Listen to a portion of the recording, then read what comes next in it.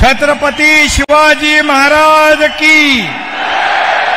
तिथे जे कोपऱ्यात जास्त उभे आहेत लोक, पोलिसांनी त्यांना जरा इकडे सोडले तर हजारो लोक बाहेर उभे आहेत, हजारो लोक. थोडे या इकडच्या साईडला सोडा.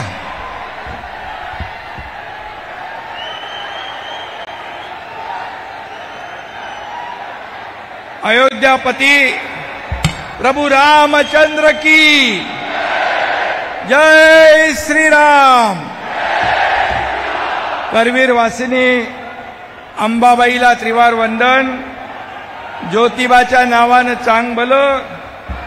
करवीर संस्थापिका ताराराणी साहेब यांना वंदन आणि बाळू मामांना देखील वंदन. राजश्री शाहू महाराजांना वंदन आणि या देशाचे लोकप्रिय यशस्वी आणि फक्त देशात नाही तर जगभरामध्ये पहिल्या नंबरचे लोकप्रिय प्रधानमंत्री नरेंद्र मोदीजी यांचं मी करवीर नगरीमध्ये आपल्या सगळ्यांच्या वतीने मनापासून स्वागत करतो आणि जीवाला जीव देणाऱ्या कोल्हापूरकर वासियांना माझा रामराम करतो, नमस्कार करतो.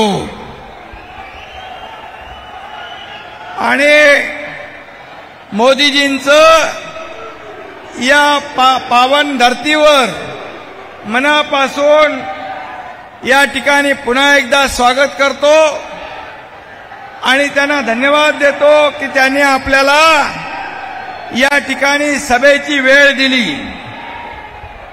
खरं म्हणजे महायुतीवर आणि आदरणीय मोदीजींवर विश्वास ठेवून या ठिकाणी प्रचंड असा जनसागर लोटलेला आहे आणि यामुळे आपले महायुतीचे उमेदवार संजय मंडलिक आणि धैर्यशील माने हे जिंकल्याच माहित ना. धनुष्यबाण आला आणि पंजा कायमचा गेला. इथली जनता 7 तारखेला धनुष्यबाणाच्या खटक्यावर बोट ठेवेल आणि विरोधकांचा टांगा पलटी आणि घोडे फरार.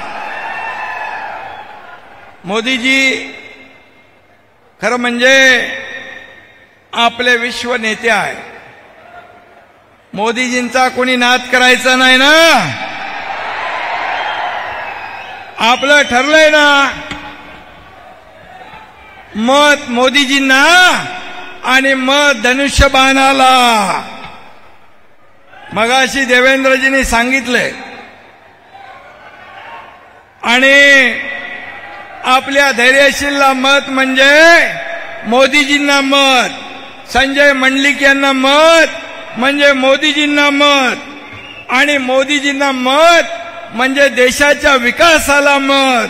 आणि म्हणून गरीब, कष्टकरी, शेतकरी, महिला, वंचित समाजातल्या प्रत्येक घटकाच्या सर्वांगीण विकासाला मत. आणि म्हणून मोदीजींच्या प्रत्येक श्वासात विकास आणि प्रगतीचा ध्यास आहे. विकासाबरोबर ते देशाचा वारसाही जपत आहेत. आणि म्हणून आपण काय म्हणतो, मोदी है तो सब मुमकिन है. आणि म्हणून या देशामध्ये गॅरंटी कुणाची चालते? बाकी गॅरंटी फेल झाल्यात, फक्त एकच गॅरंटी चालू आहे आणि मोदी गॅरंटी. या देशाला जगामध्ये सन्मान मिळवून देण्याची गॅरंटी, शेतकरी महिलांना सक्षम करण्याची गॅरंटी, बहुजनांच्या विकासाची गॅरंटी आणि तरुणांच्या स्वप्नपूर्तीची गॅरंटी. या गॅरंटीच्या आड येणाऱ्यांचा काय होईल? काटा किर्र झाल्याशिवाय राहणार नाही. आणि म्हणून काँग्रेसचं काय चाललंय? येड्याची जत्रा आणि पेड्याचा पाऊस. पडू द्या त्यांचा. मोदींकडे नुसते आश्वासनाचे पेढे नाहीत, त्यांच्याकडे गॅरंटी आहे. आणि म्हणून एड पेरलं आणि खूळ उगवलं अशी राहुल गांधींची अवस्था आहे. आणि म्हणून त्यामुळे त्यांच्या नादाला खूळबी लागत नाही. आणि म्हणून आपण कोल्हापुरामध्ये येत असताना फक्त लोकांकडे मतं मागायला जातो का? तर नाही. संकट येऊ द्या, वादळ येऊ द्या, आपत्ती येऊ द्या, महापूर येऊ द्या, त्यावेळेस मग महालक्ष्मी एक्सप्रेस पुरात अडकली असेल तेव्हाचा प्रसंग असू द्या, आपण सगळेजण जीव धोक्यात घालून या ठिकाणी कोल्हापूरकरांना मदत करण्याचं काम करत असतो आणि केलंय. मी स्वतः आठवतोय, इथे सगळेजण आपले व्यासपीठावर आहेत. 12 दिवस या पुरातल्या सर्वसामान्य लोकांना आपण मदत करत होतो. आणि एक गर्भवती आदरणीय मोदीजी रात्री गर्भवती अडली होती. एनडीआरएफ सुद्धा म्हणत होतं रात्री कसं जाणार, परंतु आपल्या कार्यकर्त्यांसह मी स्वतः गेलो, त्या गर्भवती महिलेची सुटका केली, तिला सुरक्षित ठिकाणी घेऊन गेलो. हे आपले काम करत असतो आणि केलंय. मी स्वतः आठवतोय, इथे सगळेजण आपले व्यासपीठावर आहेत. 12 दिवस या पुरातल्या सर्वसामान्य लोकांना आपण मदत करत होतो. आणि एक गर्भवती आदरणीय मोदीजी रात्री गर्भवती अडली होती. एनडीआरएफ सुद्धा म्हणत होतं रात्री कसं जाणार, परंतु आपल्या कार्यकर्त्यांसह मी स्वतः गेलो, त्या गर्भवती महिलेची सुटका केली, तिला सुरक्षित ठिकाणी घेऊन गेलो. हे आपल्या लोकांचं काम आहे, ही सेवा आहे आपली. तेव्हा कोल्हापूरकरांच्या माणुसकीचं दर्शन घडलं. मी पाहिलं की दुसऱ्या माळ्यावर पहिल्या माळ्यावर पाणी भरलं होतं, लोक तर वर गेले होते, पण आपल्या गाई म्हशींना पण सोबत घेऊन गेले होते वरती. मी म्हणालो हे काय? बोले हे हमारा परिवार आहे, हा आमचं कुटुंब आहे. आणि म्हणून एकीकडे गोधनाला सोबत ठेवणारे आणि 26 जुलैच्या पुरात बाळासाहेबांना या ठिकाणी दुकान असं बाळासाहेब म्हणाले होते. आणि म्हणून आज बघितलं आपण, त्यांचा मुलगा, त्यांचा परिवार पंजाला मतदान करणार आहे, पंजाला मतदान करणार आहे. हे आहे या देशाचं, या राज्याचं दुर्दैव. जनाची नाही मनाची तरी ठेवली पाहिजे. आणि खऱ्या अर्थाने असं पाहून बाळासाहेबांच्या मनाला किती यातना वेदना होत असतील. ज्या गोष्टीचा खेद वाटायला पाहिजे ते जाहीरपणे सांगतात, याच्यामध्ये अभिमान वाटतोय त्यांना. खरं म्हणजे त्यांना हिंदू म्हणून म्हणवायची देखील लाज वाटायला लागली आहे. हिंदू हृदय सम्राट म्हणायला त्यांची जीभ कचरू लागलेली आहे. आणि आता या उभाटाची काय झाली आहे? 100% काँग्रेस झालेली आहे. आणि म्हणून देशाचा कणखर आणि कर्तृत्ववान प्रधानमंत्री आपल्याला निवडायचा आहे. देशात गरम झालं, गरमी वाढली, उकाळा झाला की परदेशात पडणारा नेता आपल्याला पाहिजे की 24 तास 10 वर्षात एकही सुट्टी न घेणारा प्रधानमंत्री पाहिजे.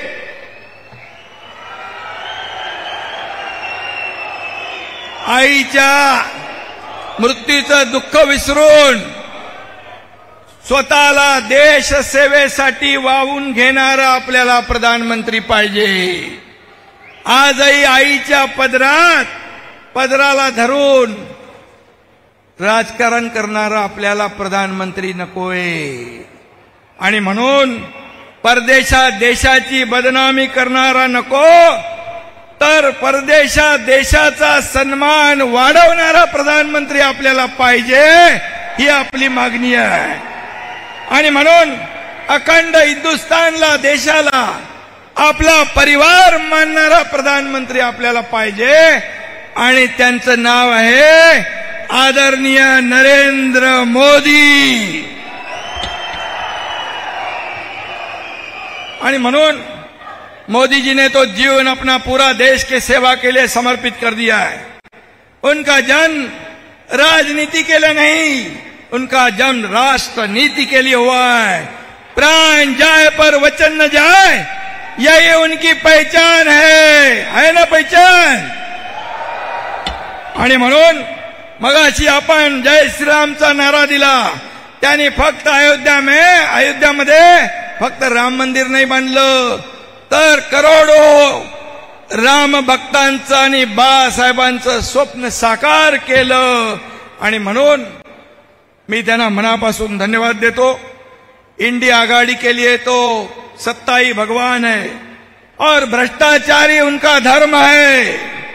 विरोधी दल हर रोज मोदी जी को टारगेट कर रहा है, पर देश की जनता देख रही है, देश देख रहा है। एक मोदी सबको भारी पड़ रहा है, पूरे देश ने देखा है।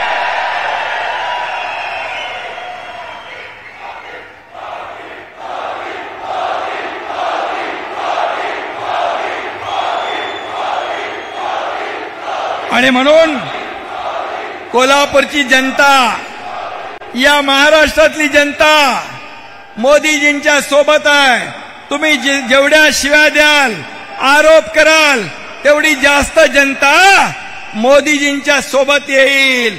2014ला पण तेच झालं, 2019ला पण तेच झालं, आणि 2024ला तर तुमचे डिपॉझिट गुल झाल्याशिवाय राहणार नाही।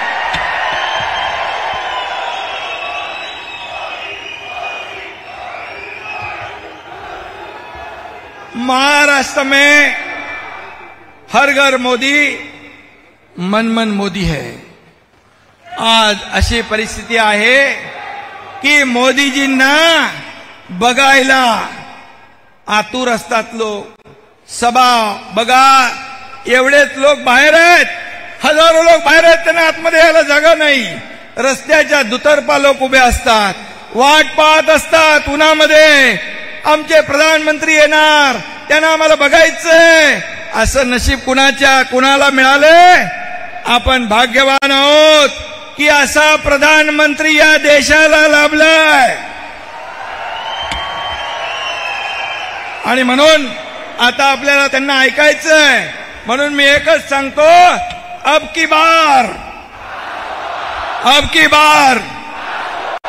फिर एक बार। आणि म्हणून 400 मध्ये आपले 2 उमेदवार पण पाहिजे ना खासदार, संजय मंडलिक आणि धैर्यशील माने। येत्या 7 तारखेला त्यांच्या नावासमोरच्या धनुष्यबाणाचं बटन दाबा आणि यांना मोदीजींचे हात मजबूत करायला दिल्लीला पाठवा, एवढीच विनंती करतो। धन्यवाद। जय हिंद, जय महाराष्ट्र, जय श्रीराम।